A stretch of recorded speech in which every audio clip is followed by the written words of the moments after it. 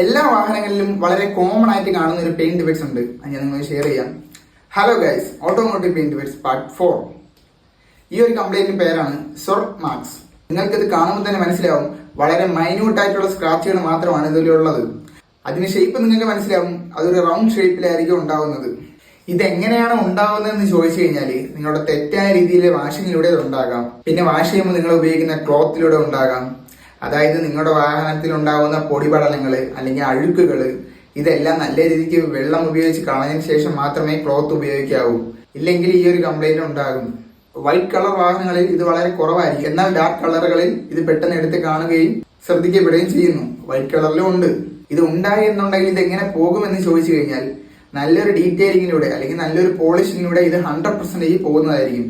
വളരെ മൈന്യൂട്ട് ആയിട്ടുള്ള സ്ക്രാച്ചുകൾ മാത്രമായിരിക്കും ഇതിലൂടെ ഉണ്ടാവുന്നത്.